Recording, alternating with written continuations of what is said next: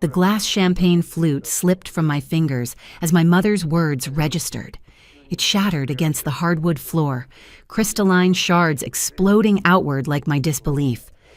"Natalie, this is your chance to show how much you love your sister," Mom continued, her smile sharp and expectant. "I think you should give your new apartment to Olivia and Kenneth." Time slowed as I looked around my parents' dining room. The relatives leaned forward, vulture-like, awaiting my response. My father nodded in agreement with Mom's suggestion. Olivia finally met my eyes, a mix of embarrassment and entitlement on her face. This wasn't a spontaneous idea. This was an ambush, orchestrated down to the chocolate cake I'd been asked to bring, now sitting untouched in the center of the table. The apartment they wanted me to give away had cost $300,000, every penny I'd saved working 60-hour weeks for 8 years, plus my grandmother's modest inheritance that I'd received when she passed away 2 years ago, the apartment I had purchased just 2 weeks ago, my apartment. My name is Natalie. I'm 30 and a forensic accountant. This is the story of how I learned that sometimes family ledgers need to be balanced. 3 days earlier, my mother had called with that artificial casual tone she uses when she's plotting something. "Natalie, dear, I need you to come over Saturday for a family meeting," she'd said. "Family meeting? What's going on?" I'd asked, pausing my renovation work. I'd been scraping hideous floral wallpaper from my new apartment walls, YouTube tutorials playing in the background. "Oh, it's a surprise. Just make sure you're here by 4 and bring one of those chocolate cakes from that bakery near your new place." I should have recognized the warning signs, the forced lightness in her voice, the insistence on bringing dessert I'd end up wearing, the surprise that required my entire extended family to witness. Instead, I'd shrugged and returned to my wallpaper removal, blisters forming on my palms from hours of scraping. Each blister represented another small payment toward making this space truly mine. Throughout my life, the pattern had been unmistakable. When my sister Olivia and I both needed new clothes for school, she got designer labels while I got clearance rack items. For her 16th birthday, my parents threw a massive party with a professional DJ. For mine, Mom baked a cake and invited 2 relatives. When we both had recitals on the same weekend, guess which one my parents attended? My parents' justification never varied. "Olivia needs more help." As if my debate tournaments and library volunteering didn't count compared to her cheerleading. Now, Olivia was 27, pregnant, and engaged to Kenneth. And suddenly, my apartment, the one thing I'd achieved completely on my own, was supposed to become her gift. "You can go back to renting," Mom added casually, as if she wasn't asking me to surrender my $300,000 apartment. "You don't need all that space just for yourself." "That's a wonderful idea," Aunt Kimberly chimed in. "Family should always come first." Several other relatives nodded in agreement. My throat constricted as I realized how many people had been consulted about my property before me. "You're not serious," I finally managed to say. "Of course I am," Mom replied, her voice hardening. "Your sister needs it more than you do." I stood slowly, my chair scraping against the floor. "Let me get this straight. You want me to give Olivia my apartment, the apartment I worked 60-hour weeks for years to afford, the apartment I just bought with money I inherited from Grandma and saved for 8 years. You want me to just hand it over because Olivia got pregnant?" "Natalie," Dad cut in, his tone warning me to back down. "Don't be selfish." "Selfish?" I laughed, the sound hollow even to my own ears. "I worked for that apartment, every single penny. No one helped me." "But Olivia needs," Mom started. "No," I interrupted. "Absolutely not. I will not give my apartment to Olivia. It's mine. I earned it."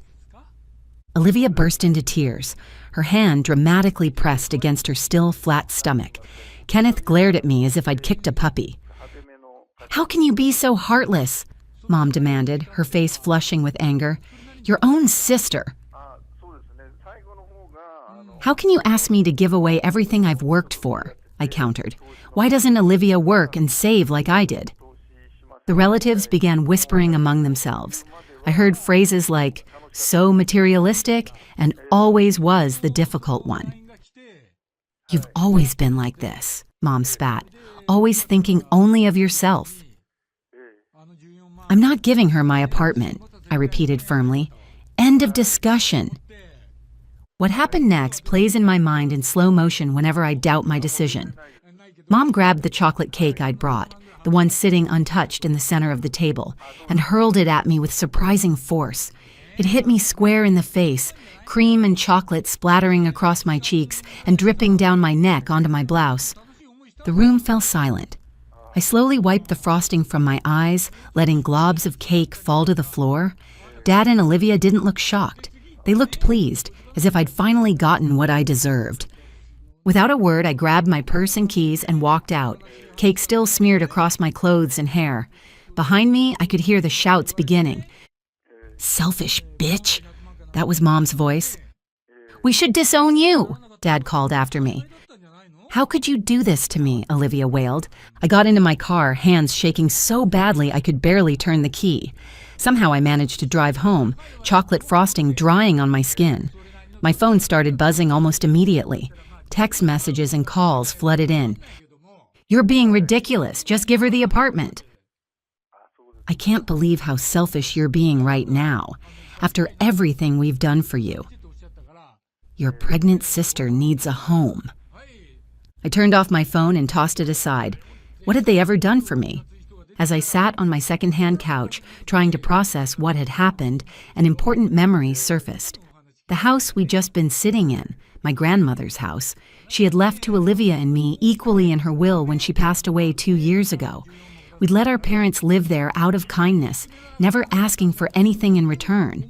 I was half owner of that house, just as Olivia was. And suddenly, I knew exactly what I needed to do. The next morning, I woke up with clarity I hadn't felt in years. I searched through my filing cabinet until I found the folder labeled Grandma's Will. Inside was the document confirming what I already knew. Olivia and I each owned 50% of our parents' house. They were living there by our goodwill, not by legal right. I was about to call a lawyer when my phone pinged. It was a notification from Facebook. My mother had tagged me in a post. With a growing sense of dread, I opened the app and nearly dropped my phone when I saw what she'd written. It breaks my heart to share this, but sometimes family disappoints you in the worst ways. Yesterday, my daughter Natalie refused to help her pregnant sister Olivia when she needed it most. Despite having the means to help, Natalie chose selfishness over family. As a mother, I've never been more heartbroken. Please pray for Natalie to find compassion in her heart. The post had dozens of comments, mostly from relatives and family friends. I was there. Natalie was horrifically cruel to poor Olivia. Some people just don't understand what family means. Keeping an apartment all to herself when her sister is pregnant? Shameful? Not a single person mentioned how my mother had thrown a cake at my face. Not one person questioned why I should give up my apartment that I'd worked so hard for. I scrolled through the comments, each one like a knife to my chest. My mother was actively liking and responding to the most vicious ones. She was orchestrating a public shaming campaign against me. That was the moment something broke inside me. The last thread of familial loyalty snapped. I picked up my phone and called the first lawyer that came up when I searched for real estate attorney in my area. "Richardson Law Office," a receptionist answered.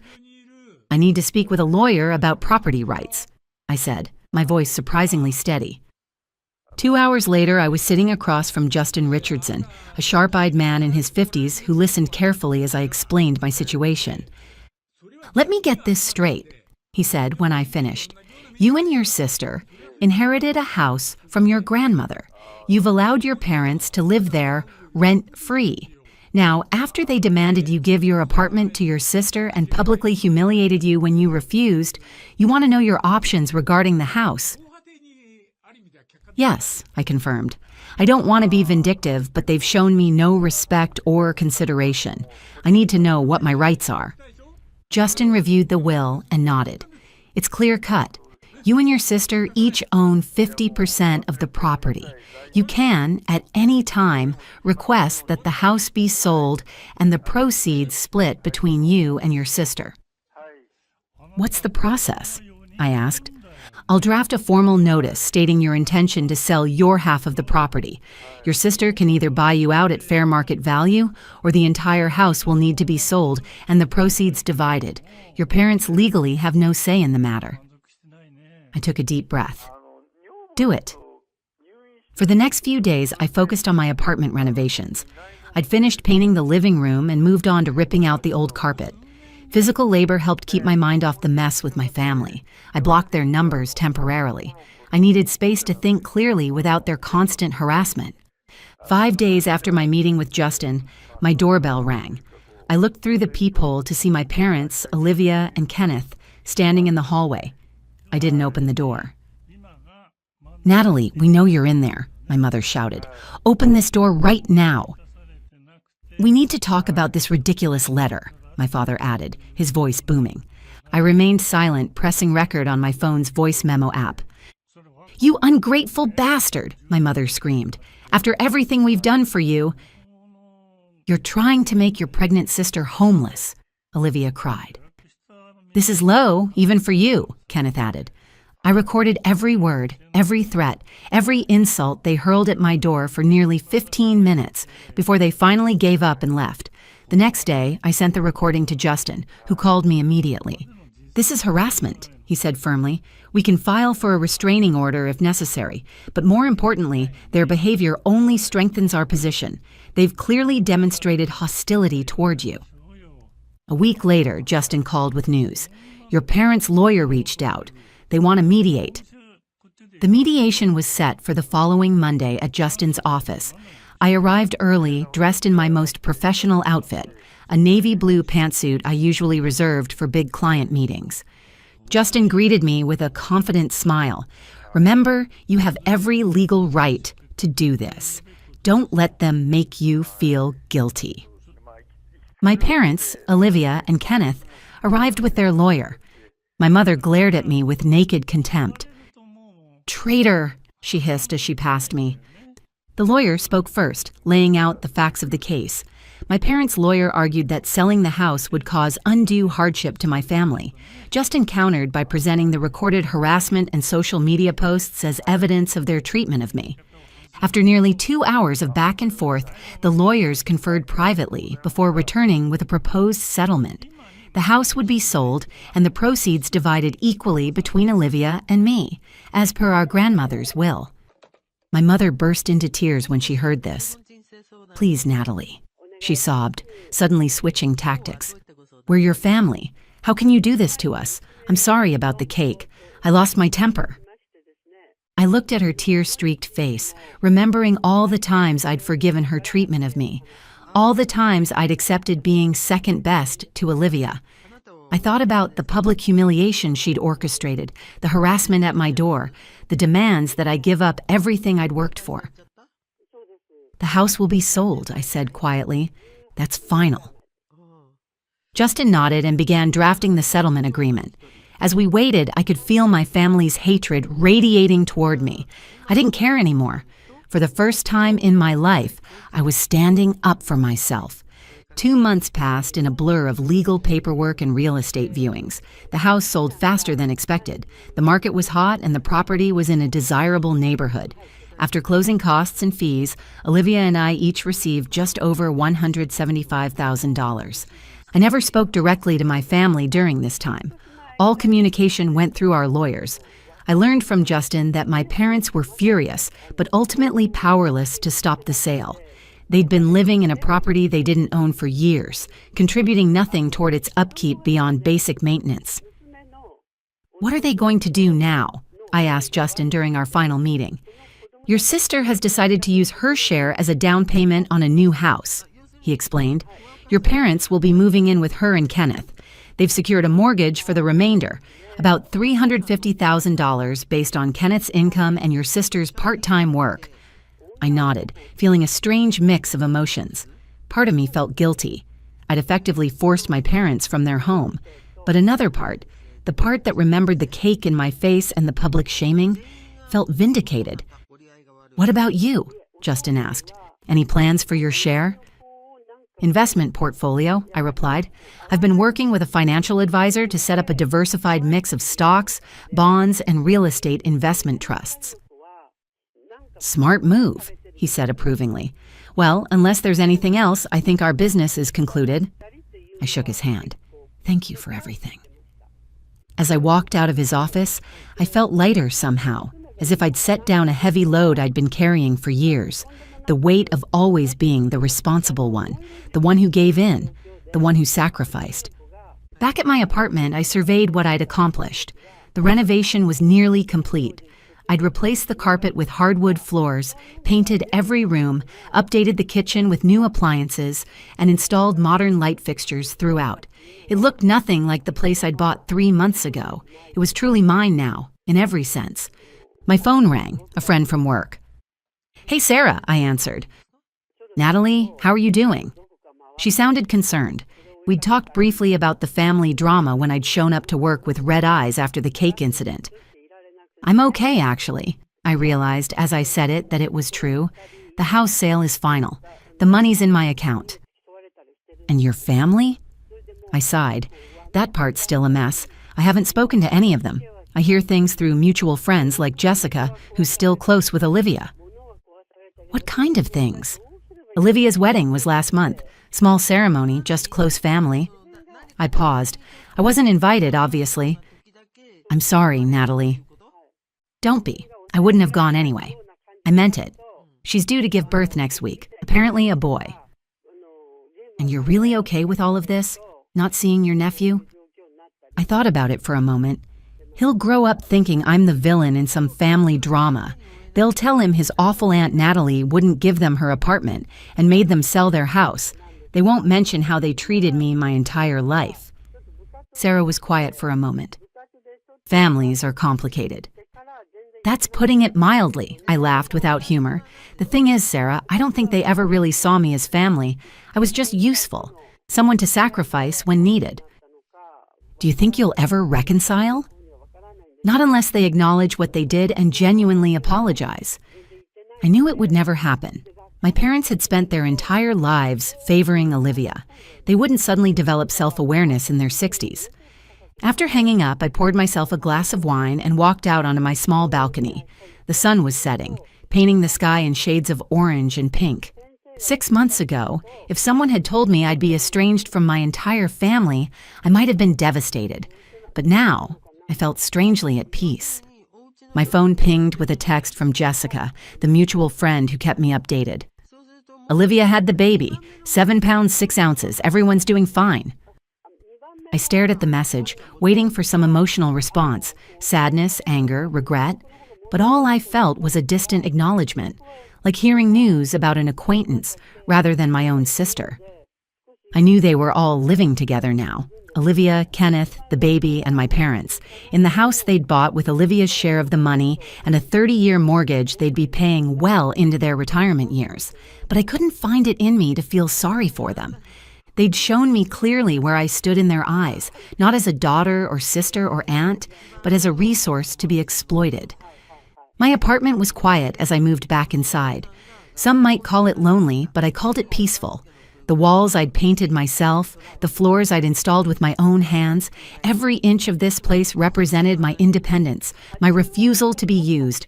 On my bookshelf sat a small box containing the only family photos I'd kept, pictures of my grandmother and me. She'd always treated Olivia and me equally. Perhaps she'd seen what was happening, how my parents favored my sister, and tried in her own way to balance the scales by leaving us equal shares of her house. Thank you, Grandma, I whispered, touching the box lightly. As for the rest of my family, I had no desire to reach out. The ball was firmly in their court, and I suspected it would stay there forever. I was done making sacrifices for people who wouldn't do the same for me. I'd always thought family was about unconditional love and support. Now I understood that real family, whether related by blood or not, would never ask you to set yourself on fire to keep them warm. They would never throw cake in your face when you refused to burn. My phone remained silent. No calls from my mother begging forgiveness. No texts from my father acknowledging his favoritism. No message from Olivia thanking me for the years I'd spent in her shadow, never complaining. And that was fine. I had my apartment, my investments, my career, and friends who actually cared about me. I had a life I built myself, brick by brick, dollar by dollar. Some might call what I did revenge. I call it long overdue accounting. The mug slipped from my fingers, coffee splashing across the marble floor of the Breakers' opulent lobby.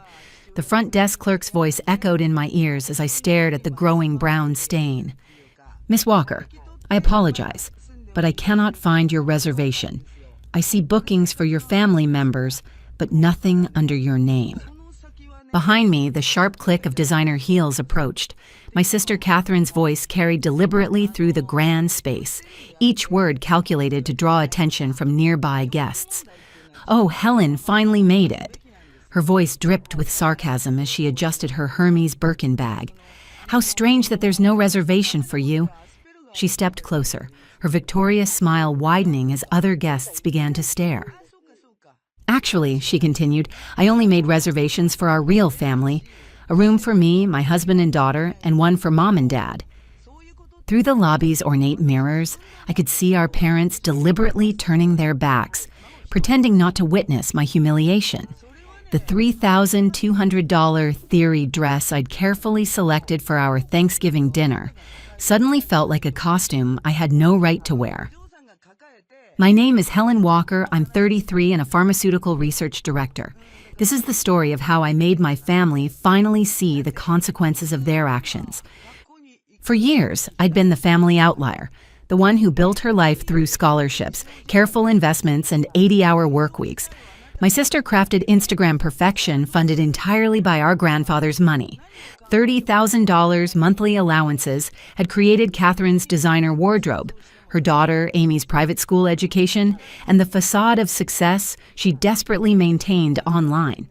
I'd seen the bank statements when helping grandfather with his accounts during his brief hospitalization last year. This was a responsibility Catherine never bothered with, despite his explicit requests. Today, standing in that lobby, something crystallized within me. The same grandfather who had taught me become someone who can stand on their own feet had unknowingly created monsters out of the rest who had never learned to stand at all. I took a slow, deep breath and said, without changing my expression, "I see. Then I'll leave." My voice came out calmer than expected. Readjusting my grip on my navy Rimowa suitcase, bought with my own money, not grandfather's, I politely nodded to the sympathetic front desk staff and opened the taxi-hailing app on my phone. "Wait!" Catherine's voice rose slightly, but I was already walking toward the entrance. She had expected tears, pleading, or public humiliation. My quiet dignity wasn't in her script. Only the sound of my footsteps echoed through the suddenly silent lobby as every witness to the scene stared at my retreating figure. Through the glass doors, I glimpsed my 7-year-old niece Amy wearing an absurdly expensive dress, fidgeting behind her mother. She was looking for me. Every Thanksgiving, bringing Amy a gift had been my tradition. This year's pearl hair clip remained beautifully wrapped in my suitcase, a gift chosen for the woman she might become, not the accessory her mother would make her into. In the taxi, I pulled out my smartphone and dialed my grandfather's number without hesitation.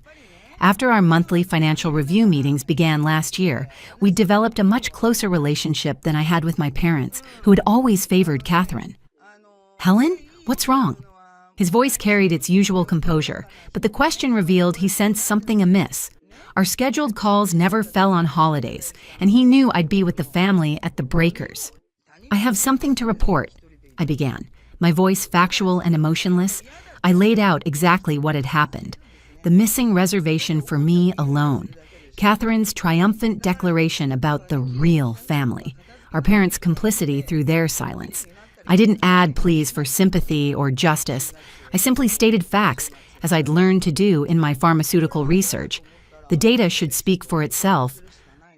On the other end, I could hear his breathing become slightly rougher, the only indication of his tightly controlled anger. "I understand. I'll handle this from here," he said, his voice low and heavy. What happened next unfolded with the precision of a clinical trial. Within 15 minutes, my phone exploded with notifications, 10 missed calls from Catherine, increasingly hysterical voicemails, and a flood of text messages. Grandfather had clearly made good on his often stated contingency plan, one he'd shared with me during our financial meetings but had never needed to execute until now. "Helen, Amy wants to see you. She was looking forward to our annual Thanksgiving. My friends are coming for dinner tonight. I was planning to post our perfect family Thanksgiving on Instagram. Do you know how embarrassing this situation is?" From my parents, emails started arriving. "We could have added another room, but as Catherine said, we prioritized the real family. You're independent now, aren't you? If you can afford it, why not get another room with your salary? It shouldn't be a big deal. Why are you being so emotional? Catherine has a family, a husband and child. You understand, right? Can't you just quietly put up with it for Thanksgiving? That's always been your problem, only thinking about yourself, never considering the family." Each message tightened my chest, but these were familiar wounds, the same discrimination I'd faced since childhood. Their words revealed not my failings, but theirs. As my Chicago-bound plane ascended through the clouds, a new email arrived from Grandfather, with all family members included as recipients. "The following is my final decision to be announced," the email began in Grandfather's characteristically dignified style. "Today, on Thanksgiving, an incident occurred that severely damaged our family's dignity. The cruel treatment of Helen is an injury to the Walker family name and cannot be tolerated under any circumstances. Effective immediately, I am freezing all financial support to George, Margaret, and Catherine. I must remind you that your luxurious lifestyles are entirely dependent on my support. Those who have lost sight of family's essence, drowning in vanity and pretense, no longer qualify for such privilege." Before I even finished reading, my phone lit up with Catherine's incoming calls. Her panic was evident from the frequency, 5 calls in 2 minutes. "Helen, please answer the phone. Convince Grandpa," her voicemail pleaded. Without Grandfather's monthly $30,000, Catherine's carefully constructed life would implode. The mortgage on her showpiece home, the leased luxury cars, Amy's exclusive private school, all structured around money she hadn't earned. From my parents came similar desperation. "Helen, this is about our retirement. Could you please talk to your grandfather? The $150,000 deposit for our luxury retirement home will be forfeited. Our medical insurance subsidies will stop." Their previous arrogance had vanished, replaced by uncharacteristic humility. "I'm sorry for saying such terrible things earlier, but this is a family crisis." I quietly turned off my smartphone and gazed at the sea of clouds outside the window. The picture-perfect family Thanksgiving photos that had been posted on social media every year would not be uploaded this year. For Catherine, that might be an even bigger blow than the financial impact. After landing in Chicago, I connected to my home Wi-Fi to find over 100 unread messages. Their content had grown increasingly frantic.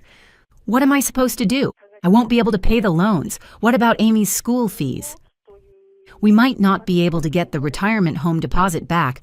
What are we supposed to do now? I can't sleep at night thinking about the medical insurance." But what stood out most was Grandfather's final notice. "This measure is irreversible. Consider it the consequence of your own actions. Any objection to my decision will result in the termination of all remaining support." I calmly read through the incoming messages. Their formerly arrogant tone had transformed completely into desperate pleas. Never before had each family member's true nature been so clearly revealed. Setting down my smartphone, I brewed tea in my kitchen. By now, I would normally have been enjoying the hotel's luxurious Thanksgiving dinner, a special course worth $200 per person. The thought made me smile slightly. Every year, my sister's family had posted about this lavish dinner on social media, yet in reality, they had been struggling even to make monthly credit card payments. A new call came in, this time from Catherine's husband. Mixed with panic and confusion were words criticizing his wife's spending habits. It seemed cracks were appearing in their marriage as reality set in. Through my apartment window, Chicago's night skyline quietly sparkled. I remembered my own credit card statement. Full payment every month, moderate luxury within my means, no debt. Grandfather's favorite saying came back to me: vanity is for others, savings are for yourself. In this city, I had carved out my life through my own efforts. As grandfather said, I had become someone who could stand on her own feet, and now I deeply felt that choice had been the right one. From my smartphone, incoming calls continued, but they were voices that would no longer reach me. 2 weeks after Thanksgiving, Chicago received its first December snow. While my daily routine in the pharmaceutical company's laboratory remained unchanged, my family's situation had undergone dramatic transformation. My sister's Instagram, previously updated almost daily with carefully staged photos of luxury items and exotic locations, had fallen silent. Her last post, a photo of her Hermes bag at an upscale restaurant tagged with numbered dream lifestyle, now seemed painfully ironic beneath comments praising what a wonderful life. Emails from my father finally showed genuine remorse. I'm reflecting on our years of extravagant living. We spoiled Catherine too much and were cold to you. I'm sorry. Similar messages arrived from my mother. With their medical insurance subsidies cut off, they were finally realizing the true cost of healthcare. Our pension alone is nowhere near enough. I finally understand how luxuriously we were living. Catherine's situation was even more serious. I received an unexpected call from her husband. I've discovered hidden debts she kept secret. I'm shocked by the credit card bills. We can't maintain this lifestyle anymore. With grandfather's support suddenly cut off, their facade of affluence was rapidly crumbling. We're considering moving to a cheaper house and looking at public schools for Amy, too. Catherine cries every night. His voice mixed exhaustion and resignation. Their marriage itself seemed to be in crisis. In contrast, my life remained peaceful. I arrived at work at 8 a.m. and returned home at 6 p.m. Weekends were spent attending investment study groups and reviewing my savings management.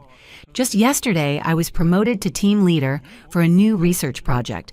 My salary was expected to increase to $200,000, and my investment operations were progressing well, with no worries about the future.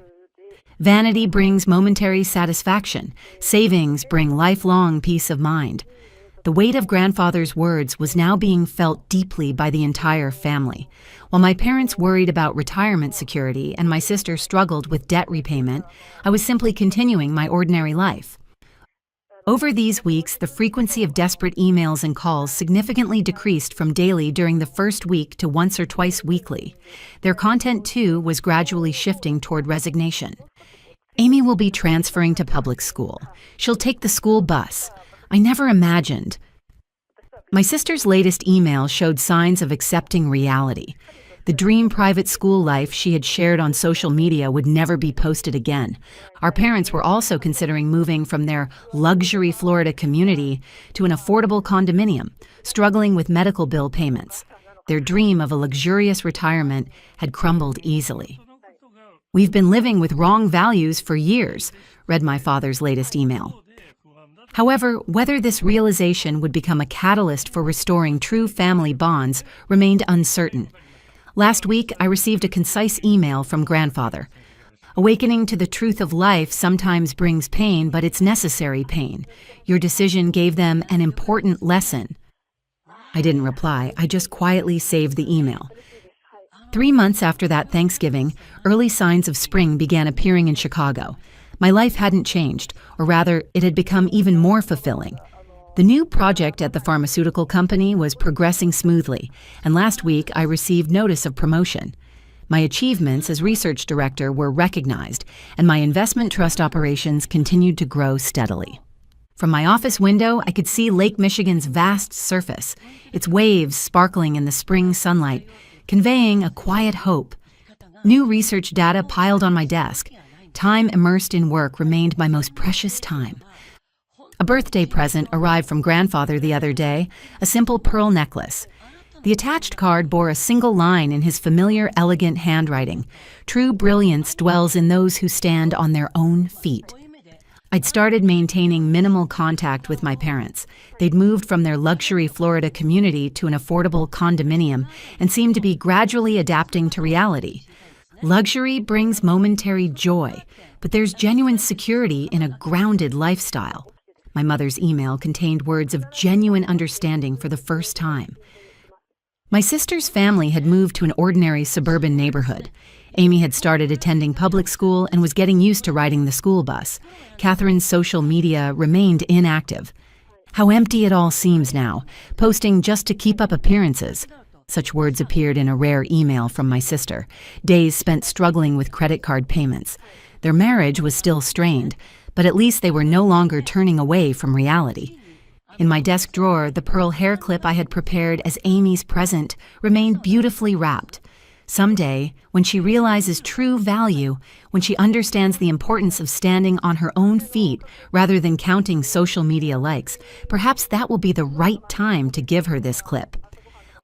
Last week, I received a text from Amy sent from her mother's phone. It was simple. "Aunt Helen, when can I see you again?" I stared at the message for a long time. Perhaps the necessary pain had begun to heal something more important than appearances. I texted back, "Soon." Outside my window, early spring winds rustled through the street trees, announcing the beginning of a new season, not just for the city, but perhaps for our family as well. The cursor blinked mockingly on my screen as the group message loaded, a conversation I wasn't part of. Mom's 60th birthday celebration, Saturday at Valeria's Steakhouse. Family only.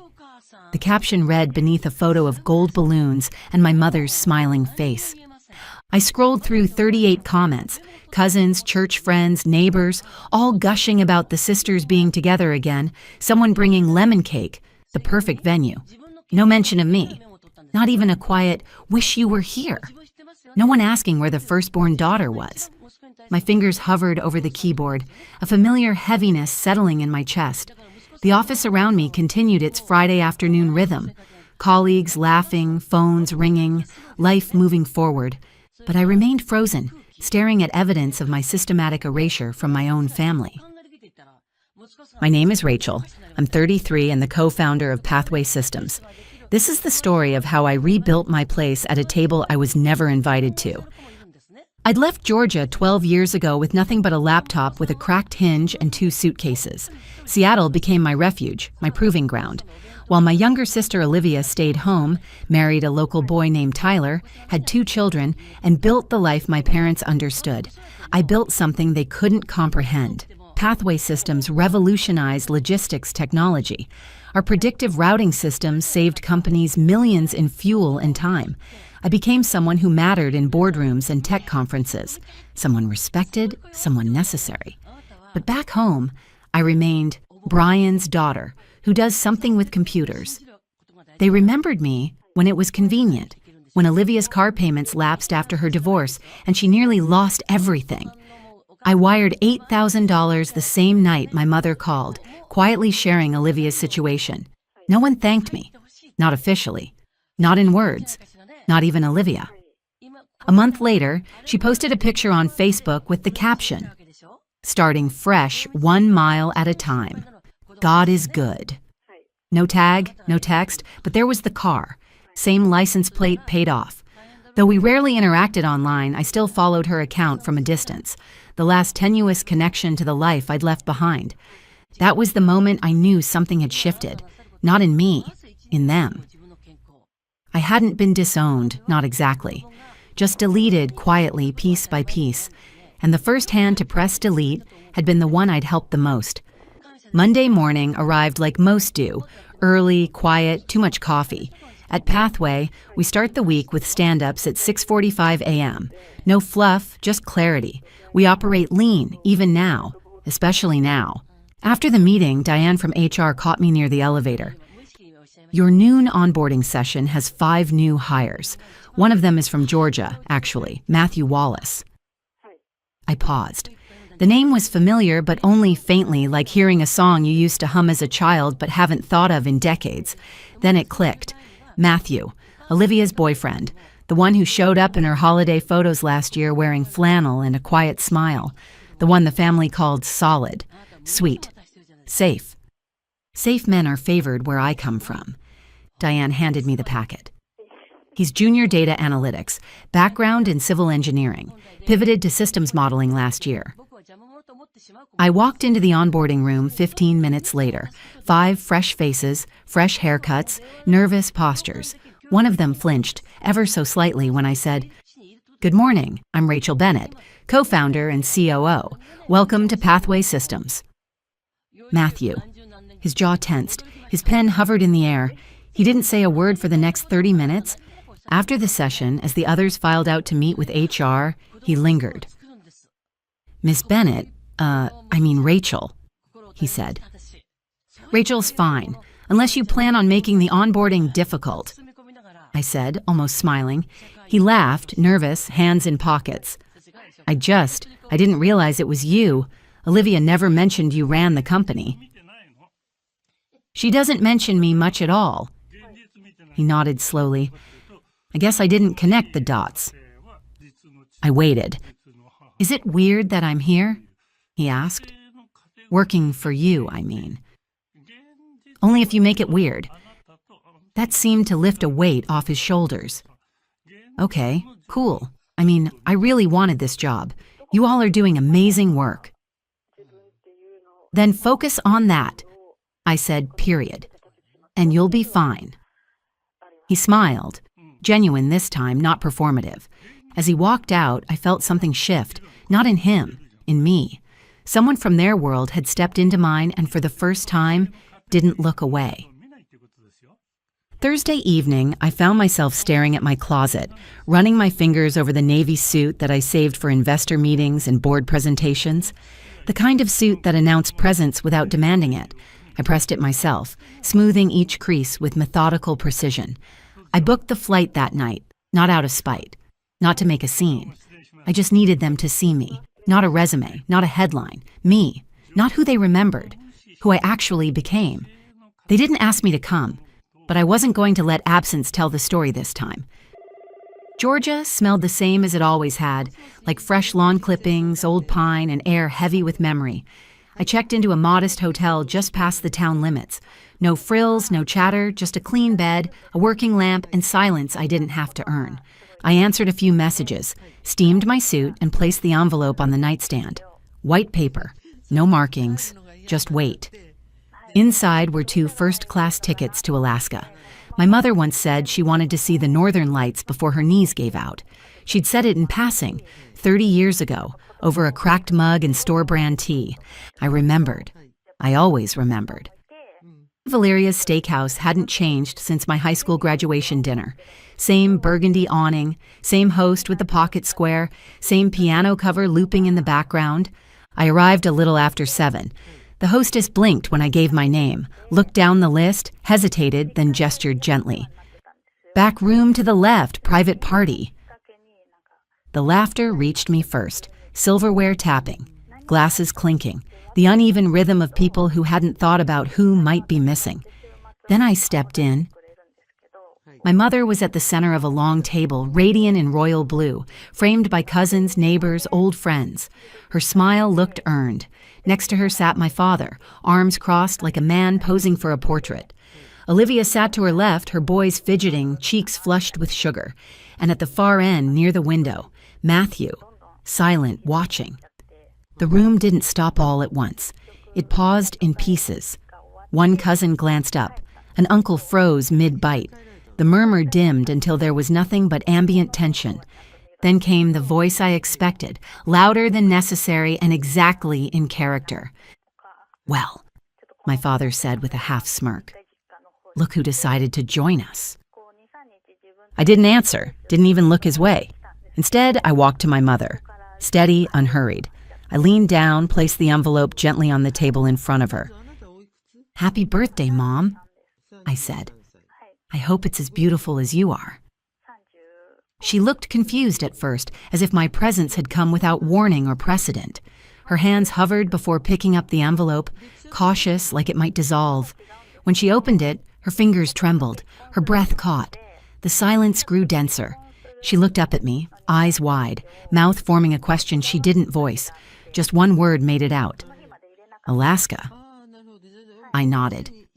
"You once said you'd never been. I thought it was time." She swallowed hard, tears brimming, but not falling. Her hand reached out, Not to grab, but to anchor. From the other side of the table, my father exhaled in that way he does when he's uncomfortable but wants control. Still love making an entrance, don't you? Always have to turn it into your show. The words didn't sting, not this time, because the room wasn't only looking at him anymore. The silence didn't break. It shifted, not shattered like glass, but bent like heat, uneasy, visible, hard to name. My mother held the envelope in both hands, like it might slip through her fingers. Her lips parted again, but no words came. Not yet. Across the table, Olivia's fork rested awkwardly on her plate, untouched since I'd walked in. Her boys squirmed beside her, sensing what adults refused to say. And then there was Matthew, still seated at the far end, one hand around his water glass, knuckles pale. He was watching me, not confused, not shocked, just waiting. My father, unfazed, took a sip of wine, cleared his throat like he was getting ready to toast. "Nice gesture," he muttered. "Still prefer the postcards myself." It was the kind of line that once would have drawn a laugh, a polite one at least. This time no one moved. Then Matthew stood, not abruptly, not like a man fueled by drama. He simply rose, straightened his collar, and looked straight at my father. "She didn't make this about herself," he said, voice steady, clear. "You did." My father blinked. A cousin leaned slightly forward. Matthew didn't look away. "That's Rachel Bennett, co-founder and chief operating officer of Pathway Systems, one of the fastest-growing AI logistics companies on the West Coast. She's not just impressive, she's respected, she's fair, and she's the reason I took this job." Now every head turned, some toward me, some toward Olivia, whose face had flushed a shade paler. Matthew glanced at her, then back at the room. I applied months ago, before I ever connected the name, and when I realized who she was, I was proud. I still am. The silence in the room shifted again. This time, it leaned. He wasn't finished. "You talk about family like it's something that never changes, but real family evolves, learns, includes." Rachel didn't walk away. You pushed her out. And even then, she built something the rest of us now benefit from, including me. He sat down, no applause, no affirmations, just the weight of his words settling like dust in sunlight. I looked at my mother. Her eyes hadn't left me. Her hand still rested on the envelope like it was a lifeline. She didn't speak. She didn't need to. I turned to Olivia. She didn't look back. She was staring into her water, jaw locked, lips thin. The boys beside her didn't ask what was happening. They already knew. My father was still, not stiff, not angry, just still. And for the first time in my life, I saw him without the armor. No role to play, no sarcasm to hide behind. Just a man staring at something he'd spent years pretending wasn't there. I reached for my bag, rose from my seat. "I won't stay long," I said quietly to my mother. "I just wanted to see you smile." She reached up, squeezed my hand with both of hers. "You did," she whispered. As I turned to leave, my heels echoed against the tile, not loud but unmistakable. No one followed, no one called my name, and that was fine, because this time I wasn't leaving in silence. I was leaving seen. That night, I didn't cry. I took off my heels, ordered grilled salmon from room service, and opened my laptop. The Q2 forecast was steady. Our new routing models were outperforming expectations, and 2 municipal contracts had just cleared legal. On paper, everything was fine. At 9:40 p.m., the hotel phone rang. The front desk clerk said there was a woman asking for me, said her name softly. My mother. She arrived holding a plastic container wrapped in a dish towel. Inside were lemon squares, her signature, uneven edges, cracked sugar tops, soft and sweet and utterly hers. She lingered at the door, unsure if she was allowed in. I let her. She looked around the room like she was seeing a piece of me for the first time, said something quiet about how I always liked clean spaces. I replied she always liked sugar. We both smiled. Not wide, not warm, just enough. We didn't mention the dinner. Not yet. Instead, we talked about Alaska. I described the cruise, small, quieter, built for watching sky instead of shopping. She asked more questions than I expected, about the company, my team, the work. She wasn't just filling space, she was trying. Eventually, her hands folded in her lap. Her voice dropped. She said she hadn't realized how much I'd been carrying all these years. I told her no one had asked. She nodded, not to argue, but to accept. Said they'd tried to keep me small because it made me easier to understand. She called that a mistake. I didn't rush to forgive, but I didn't push her away either. She asked if she could visit Seattle sometime. I said yes. As she was leaving, I asked how she'd found me. She paused, hand on the doorframe. I called all the hotels in town. She said simply, I knew you wouldn't stay with family, but I knew you wouldn't leave either, not yet. It was the first time she'd acknowledged understanding anything about the person I'd become. 4 days later, my phone buzzed with Olivia's name. I hesitated, answered. She didn't waste time with pleasantries, just said she wasn't sure why she called. Or maybe she did. Matthew had told her everything, not just what he said at the party, but how he described me afterward, how I carried myself, led, showed grace under fire. It shook her, she admitted. She had never thought of me as someone strong, just someone stubborn. Said my leaving had always felt like abandonment, but now she wondered if it had been survival. I let her speak. I let the silence fill the space between her realizations. She told me she used to resent me for changing while she stayed still. It made her feel small. I told her she wasn't small, just still becoming. She exhaled like letting go of something she didn't know she was holding. Said Mom wanted to visit me. Then added softly that maybe she did too. I said they were both welcome. Right before she hung up, her voice caught again. She told me she was proud of me, not just for succeeding, but for never making her feel less, even when she had tried to make me feel invisible. When I returned to Seattle that Friday, the hotel had left an envelope for me at the front desk. No return address, just my name and my father's handwriting. Firm, exact, unmistakable. Inside, a single page. He wrote that I turned out different than he expected. Maybe even better. Said he didn't know how to apologize for the ways he'd underestimated me. That perhaps he didn't deserve to. But Mom had told him I was building something real. He said he believed her. And then this. You always had that stubbornness.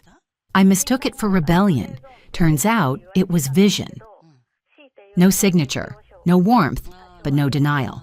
And for a man like him, maybe that was all he could give. Maybe that was enough. That summer, I bought my first home in Sun River County. It sat at the edge of the redwoods, sunlit, quiet, overlooking a curve of the bay where the water turned silver at dusk. The floors creaked in the right places. The air smelled like eucalyptus and salt. It wasn't grand, it was enough. On move-in day, the team surprised me with a gift, a framed canvas print, deep blue with white lettering. A quote I'd said once during a late-night planning session, half laughing, half exhausted. Build so well they can't look away.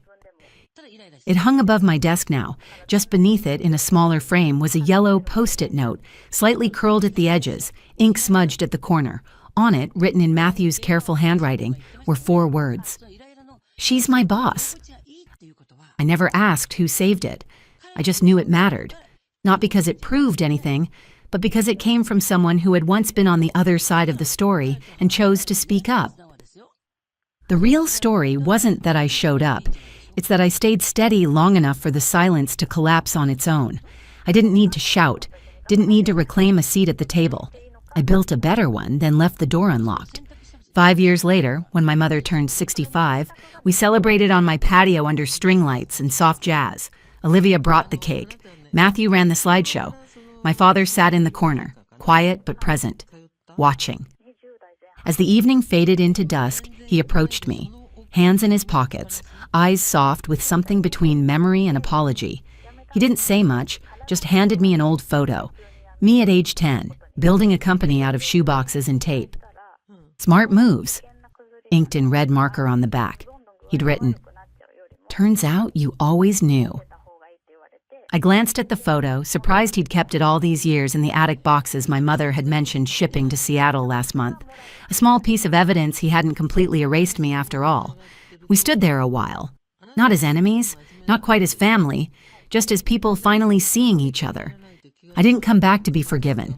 I came back so no one could say I disappeared. Not again. I didn't need to be welcomed back. I just needed the truth to stay in the room after I left. Have you ever returned, not for forgiveness, but to prove you never left?